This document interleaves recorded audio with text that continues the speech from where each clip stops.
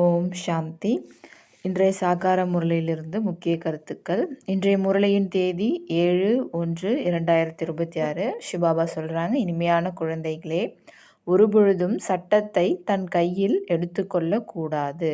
ஒருவேளை யாராவது தவறு செய்துவிட்டார்கள் எனில் தந்தையிடம் கூறிவிட வேண்டும். தந்தை எச்சரிக்கை செய்வார். கேள்வி: தந்தை எந்த ஒரு கான்ட்ராக்ட் எடுத்திருக்கின்றார், அதாவது எந்த ஒரு ஒப்பந்தம் எடுத்திருக்கின்றார்?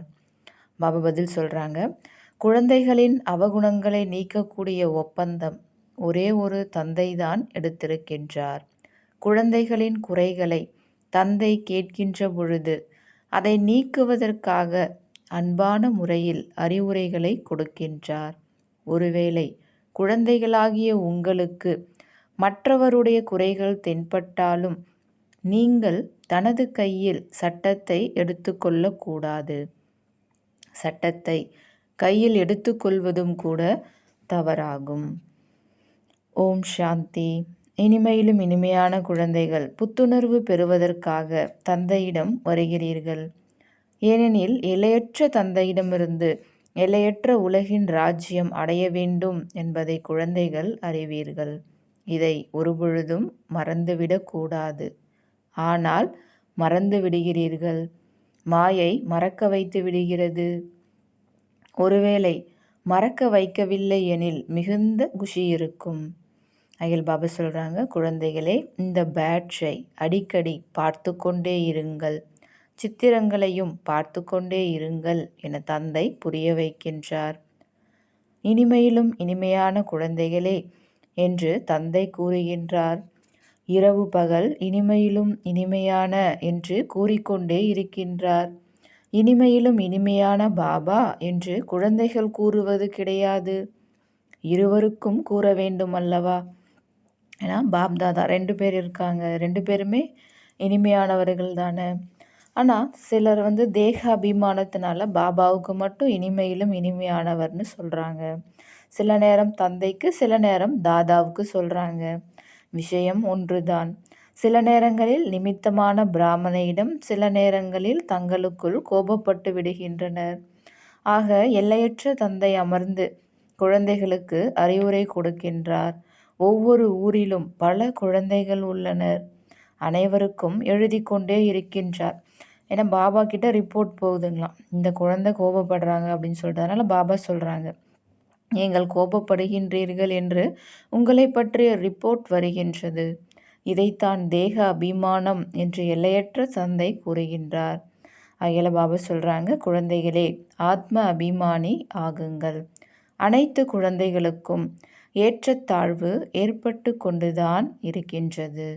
இதிலும் யார் சக்தி வாய்ந்த பலசாலிகளாக இருக்கின்றார்கள் என்று பார்த்து அவர்களிடம் மாயை சண்டையிடுகிறது.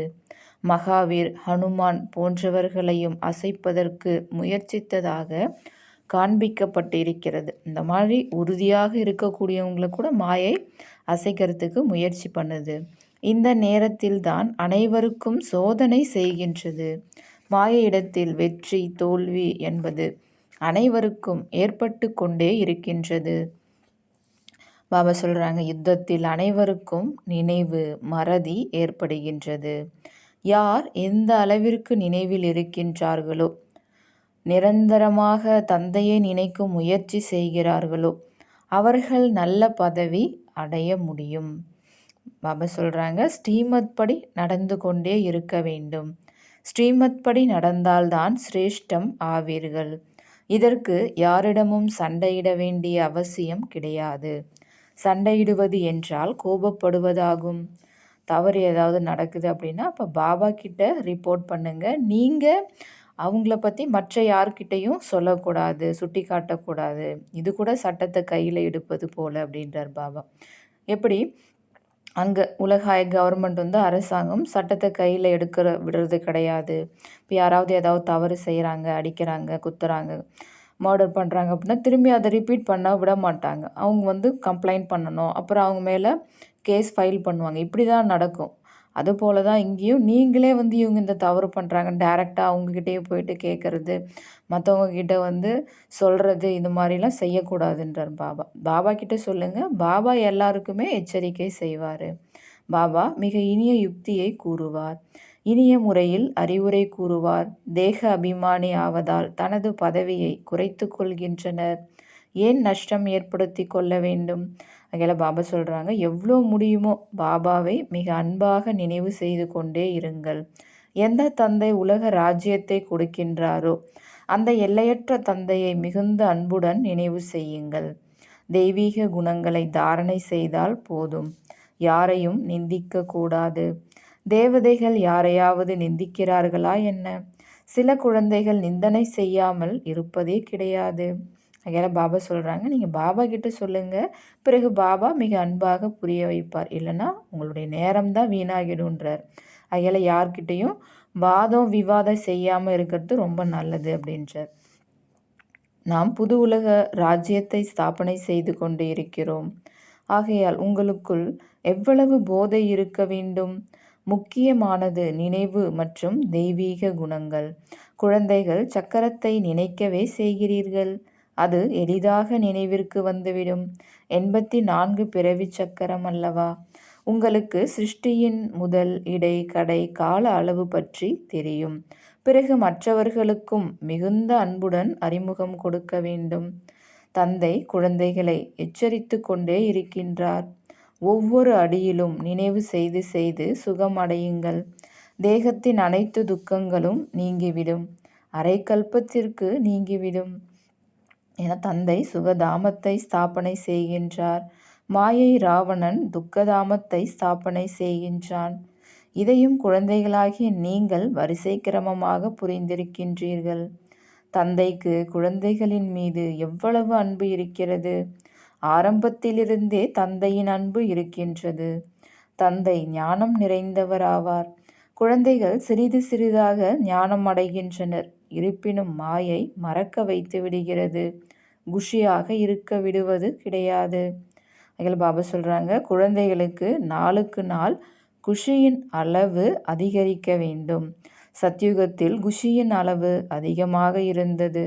இப்பொழுது மீண்டும் நினைவு யாத்திரையின் மூலம் அதிகரிக்கச் செய்ய வேண்டும். அது சிறிது சிறிதாக அதிகரிக்கும். வெற்றி தோல்வி ஏற்பட்டு ஏற்பட்டு பிறகு வரிசைப்படியான முயற்சியின்படி முந்தைய கல்பத்தை போன்று தனது பதவியை அடைவீர்கள். பாபா குழந்தைங்களுடைய மனநிலையை சாட்சியாக 2 பேருமே பார்க்குறாங்களாம், பாப்தாதா 2 பேரும். மேலும் புரிய வைக்கவும் செய்கின்றார். வெளியில் சென்டர்களில் இந்த அளவிற்கு புத்துணர்வுடன் இருப்பது கிடையாது. சென்டரில் இருந்துவிட்டு வெளி உலக சூழ்நிலைகளுக்கு சென்று விடுகிறீர்கள். ஆகையால் தான் இங்கு, அதாவது மதுபனுக்கு புத்துணர்வு அடைவதற்காக குழந்தைகள் வருகிறீர்கள். குடும்ப சகிதமாக அனைவருக்கும் அன்பு நினைவுகள் கொடுங்கள் என்று தந்தை எழுதவும் செய்கின்றார். அவர் எல்லைக்கு உட்பட்ட தந்தை. இவர் எல்லையற்ற தந்தையாவார். பாபா மற்றும் தாதா இருவருக்கும் மிகுந்த அன்பு இருக்கின்றது. ஏனெனில் கல்ப கல்பத்திற்கும் அன்பாக சேவை செய்கின்றனர். உள்ளுக்குள் கருணை ஏற்படுகிறது. படிக்கவில்லை அல்லது நடத்தை நன்றாக இல்லையெனில், ஸ்ரீமத் படி நடக்கவில்லை எனில் கருணை ஏற்படுகிறது. இவர்கள் குறைந்த பதவி அடைவர். இந்த அபு மிக உயர்ந்த தீர்த்தஸ்தானமாகும் என பாபா புரிய வைத்திருக்கின்றார். பாபா சொல்கிறாங்க, நான் இங்கே தான் சிருஷ்டியை 5 தத்துவங்களை தூய்மையாக ஆக்கிறேன். எவ்வளவு சேவை செய்கின்றார்! ஒரே ஒரு தந்தை தான் அனைவருக்கும் சத்கதி செய்கின்றார். அதுவும் பல முறை செய்திருக்கின்றார். இதை அறிந்திருந்தும் கூட பிறகு மறந்து விடுகிறீர்கள். அதனால்தான் மாயை மிகவும் பலம் வாய்ந்தது என்று தந்தை கூறுகின்றார். அரை கல்பம் இதன் ராஜ்யம் நடைபெறுகின்றது. மாயை வீழ்த்தி விடுகின்றது. பிறகு தந்தை தூக்கி நிறுத்துகின்றார். அனைத்திற்கும் ஆதாரம் படிப்பில் இருக்கின்றது. படிப்பில் யோகாவும் இருக்கின்றது. பாபா சொல்கிறாங்க, யார் நம்மை நிந்திக்கின்றார்களோ அவர்களே நமக்கு உண்மையான நண்பர்கள் என்றும் பாடப்பட்டிருக்கின்றது. பகவானின் மகா வாக்கியம், எனக்கு மிகுந்த நிந்தனை செய்கின்றனர். நான் நண்பனாக ஆகின்றேன். என்னை எவ்வளோ நிந்தனை பண்ணுறாங்க, இருந்தாலும் நான் எல்லாருக்கும் நன்மை தான் செய்கிறேன், நண்பனாக ஆகிறேன்றார். அனைவரும் எனது குழந்தைகள் என்று நான் நினைக்கின்றேன். இவர்கள் மீது எனக்கு எவ்வளவு அன்பு இருக்கின்றது. நிந்திப்பது நல்லது அல்ல. இந்த காலகட்டத்தில் மிகுந்த எச்சரிக்கையுடன் இருக்க வேண்டும். விதவிதமான மனநிலையுடைய குழந்தைகள் இருக்கின்றனர். அனைவரும் முயற்சி செய்து கொண்டு இருக்கின்றனர். ஏதாவது தவறு ஏற்பட்டாலும் முயற்சி செய்து தவறற்றவர்களாக ஆக வேண்டும். மாயை அனைவரிடத்திலும் தவறு செய்ய வைத்து கொண்டு இருக்கின்றது. இது குத்துச்சண்டை அல்லவா? தவறுகள் பற்றி அறிவுரை கூறி தவறற்றவர்களாக ஆக்குவதுதான் ஆசிரியரின் கடமையாகும். யாராவது தவறு செய்துவிட்டால் சதா அந்த தவறு ஏற்பட்டு கொண்டே இருக்க வேண்டும் என்பது கிடையாது. நல்ல குணங்களுக்குத்தான் மகிமை பாடப்படுகின்றதே தவிர தவறுகளுக்கு அல்ல. திரும்பவும் சேஞ்ச் பண்ணிக்க முடியுன்றார். அழிவற்ற வைத்தியர் ஒரே ஒரு தந்தையாவார். அவர் வைத்தியம் செய்வார். நீங்கள் உங்களுடைய கையில் சட்டத்தை எடுத்துக்கிறீங்கன்னு பாபா கேட்குறாங்க. யாரிடத்தில் கோபத்தின் அம்சம் இருக்கிறதோ அவர்கள் நிந்தனை செய்து கொண்டே இருப்பர். விழிப்படைய செய்வது தந்தையின் காரியம். நீங்கள் விழிப்படைய செய்பவர்கள் கிடையாது. யாரிடத்திலாவது கோபம் என்ற பூதம் இருக்கிறது, யாரையாவது நிந்தனை செய்கின்றனர் எனில் தனது கையில் சட்டத்தை எடுத்துக்கொள்கின்றனர். இதன் மூலம் அவர்கள் சீர்திருந்திவிட மாட்டார்கள், மேலும் அதிகமாக சீர்கெட்டு விடுவார்கள், உப்பு நீராக ஆகிவிடுவார்கள். அனைத்து குழந்தைகளுக்காக தந்தை அமர்ந்திருக்கின்றார். சட்டம் தனது கையில் எடுத்துக்கொண்டு மற்றவர்களை நிந்தனை செய்வது மிகப்பெரிய தவறாகும். அனைவரிடத்திலும் ஏதாவது தவறுகள் இருக்கவே செய்கின்றது. பாபா சொல்கிறாங்க, இன்னும் அனைவரும் சம்பூரணம் ஆகவில்லை. சிலரிடத்தில் இந்த அவகுணம், சிலரிடத்தில் வேறு சில அவகுணங்கள் இருக்கின்றன. அவை அனைத்தையும் நீக்கும் பொறுப்பை தந்தை எடுத்திருக்கின்றார். இது உங்களது காரியம் கிடையாது. பாபா சொல்கிறாங்க, குழந்தைகளின் குறைகளை தந்தை கேட்கும் பொழுது அதை நீக்குவதற்காக அன்பாக போதனைகளை கொடுக்கின்றார். அனைவரும் ஸ்ரீமத் மூலம் விழிப்படைந்து கொண்டு இருக்கின்றனர். கடைசியில் சம்பூர்ணமாவீர்கள். இந்த நேரத்தில் அனைவரும் முயற்சியாளர்களாக இருக்கின்றீர்கள். பாபா எப்பொழுதும் நிலையானவராக இருக்கின்றார். கல்வி கொடுப்பது தந்தையின் கடமையாகும்.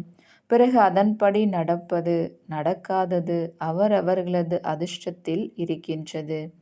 ஸ்ரீமத் படி நடக்காத காரணத்தினாலும் ஏதாவது தவறு செய்கின்ற காரணத்தினாலும் பதவி குறைந்துவிடும். நான் இந்த தவறு செய்துவிட்டேன் என்று உள்ளுக்குள் உள்ளம் உறுத்தி கொண்டே இருக்கும். பிறகு நாம் அதிக முயற்சி செய்ய வேண்டியிருக்கும். பாபா சொல்கிறாங்க, யாரிடத்திலாவது அவகுணம் இருக்கிறது எனில் அதை தந்தையிடம் கூற வேண்டும். மற்றவர்களிடம் கூறுவது என்பதும் தேக அபிமானமாகும். தந்தையை நினைவு செய்யவில்லை. கலப்படமற்றவர்களாக ஆக வேண்டும். அந்த ஒருவரிடத்தில் கூறும் பொழுது அவர்கள் உடனேயே மாறிவிடுவார்கள். என திருத்தக்கூடியவர் ஒரே ஒரு சிவ தந்தை தான். அதனால் என்கிட்ட சொல்லுங்கன்றார். மற்ற அனைவரும் சீர்திருத்தம் அடையாதவர்கள். ஆனால் மாயை அப்படிப்பட்டது, முகத்தை திருப்பி விடுகின்றது. ஒரு புறம் தந்தை முகத்தை தன் பக்கமாக திருப்புகின்றார், இன்னொரு பக்கம் மாயை அதன் பக்கமாக முகத்தை திருப்புகின்றது. விழிப்படைய செய்து மனிதனை தேவதை ஆக்குவதற்காக தந்தை வந்திருக்கின்றார். மற்றபடி மற்றவர்களிடம் கூறி பெயரை கெடுப்பது என்பது நியமத்திற்கு புறம்பானது. அதில் பாபா சொல்கிறாங்க, நீங்கள் சிவபாபாவை நினைவு செய்யுங்கள். அவர்தான் தீர்மானம் செய்யக்கூடியவர் ஆவார் அல்லவா? காரியங்களின் பலனும் தந்தைதான் கொடுக்கின்றார். நாடகம் என்று இருந்தாலும் யாருடைய பெயரையாவது பயன்படுத்த வேண்டும் அல்லவா? குழந்தைகளுக்கு அனைத்து விஷயங்களையும் தந்தை புரிய வைத்து கொண்டே இருக்கின்றார். பாபா சொல்கிறாங்க, நான் குழந்தைகளை இவர்களை போன்று சர்வ குணங்கள் நிறைந்த தேவதைகளாக சம்பன்னமானவர்களாக ஆக்குவேன் என்று ஆசிரியரின் புத்தியில் இருக்கின்றது. நாடகப்படி தந்தை இந்த ஒப்பந்தத்தை எடுத்திருக்கின்றார். முரளிக்கும் மகிமை இருக்கின்றது. இது எல்லையற்ற தந்தையின் பள்ளியாகும். இந்த படிப்பு மிக மிக அளவற்ற வருமானத்தை ஏற்படுத்தக்கூடியது. பல பிறவிகளுக்கு இந்த படிப்பின் பலன் கிடைத்துவிடும். பாபா சொல்கிறாங்க, விநாசத்தின் தொடர்பும் உங்களது படிப்பில் இருக்கின்றது. ஏன்னா உங்களுடைய படிப்பு முழுமையடையும் பொழுது யுத்தமும் ஸ்டார்ட் ஆகிடும். படிப்பு படித்து படித்து தந்தையை நினைவு செய்யும் பொழுது நீங்கள் முழு மதிப்பெண் எடுத்து விடுகின்றீர்கள்.